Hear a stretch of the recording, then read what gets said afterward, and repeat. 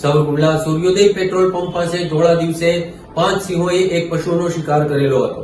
સાવરકુંડલાના સૂર્યોદય petrol pump પાસે state highway પર 5 સિંહોએ ભર બપોરે એક પશુનો શિકાર કરેલો હતો। પીપાવાવ અંબાજી સ્ટેટ હાઈવે પર એક પશુનો શિકાર કરવામાં આવ્યો।